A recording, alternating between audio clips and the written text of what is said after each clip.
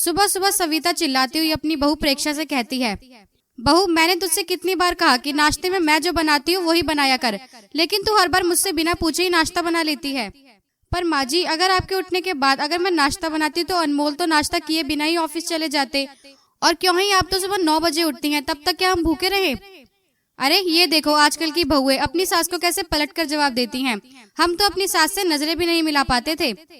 प्रेक्षा अपनी सास के सामने ज्यादा कुछ नहीं बोलती, क्योंकि अगर बोलती तो सास ताने देती या फिर बेटे के आने के बाद उसकी कंप्लेंट करती और उसे अपने पति से डांट खानी पड़ती।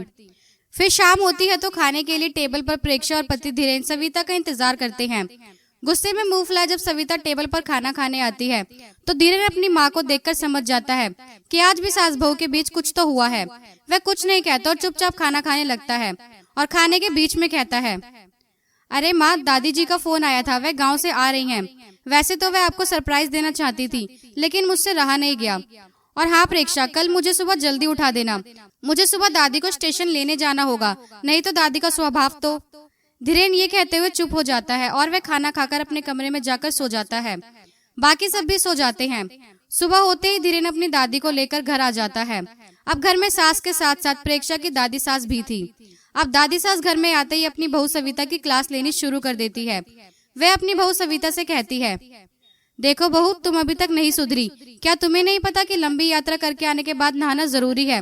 तो तूने मेरे लिए गर्म पानी भी नहीं रखा, और मेरी साड़ी कहाँ है? सब गड़बड़ हुआ पड़ा है, क्या क्या संभालूंगी? और पीछे से जल्द ही प्रेक्षा आती है और अपनी दादी सास से कहती है, अरे दादी जी चिंता मत कीजिए, मैं आपके लिए नई चमचमाती हुई साड़ी लेकर आई हूँ और गर्म पानी भी मैंने गैस पर चढ़ा दिया है, थोड़ी देर में हो जाएगा, फिर आप फ्रेश हो जाइएगा। जल्दी से हम साथ बैठकर खाना खाते हैं। सविता बहू, तुम्हारी बहू तो कितनी चालाक और तेज है, कुछ सीख लो अपनी बहू से, तुम तो मूर्ख की मूर्ख ही रही। सास की तो बोलती ही बंद हो जाती है, लेकिन अपनी सास की बोलती खुद के सास के सामने बंद होते देख उसमें प्रेक्षा को बड़ा मजा आता है। बड़ी आई थी सास का रौब झाड़ने वाली, अब खुद की सास आई तो देखा सास के गले में कैसे सास अटक गई। फिर एक साथ सब बैठकर खाना खाते हैं और दादी सास अपने जमाने की बातें शुरू करती हैं कि प्रेक्षा के साथ सविता जब घर में पहली बार बहू बनकर आई थी तो कैसा समय था और क्या क्या किया था। और प्रेक्षा को अपनी सास की बातें सुनकर बहुत मजा आता है। देखते ही देखते प्रेक्षा और दादी सास की बहुत बनती है। फिर एक दिन जब गलती से प्रेक्षा का मोबाइल सास सविता से टूट जाता है तो प्रेक्षा बहुत चिल्लाती है और उसने चिल्लाने से सविता डर जाती है कि कहीं उसकी सास वहां आकर बहू का चिल्लाना ना सुन ले, नहीं तो नया बखेड़ा शुरू हो जाएगा और अपनी बहू के सामने फिर कुछ सुना देगी। इतने में प्रेक्षा अपनी सास से कहती है, अरे माँ जी, आपने क्या किया? मेरा फोन तोड़ दिया, अब मुझे नया फोन चाहिए और वो भी आईफोन। बहू, मैंने जानबूझकर थोड़ी तोड़ा है, वह तो मैं साफ सफाई कर रही थी और नीचे गिर के टूट गया। प्रेक्षा जानबूझकर और जोर जोर से रोने लगती है।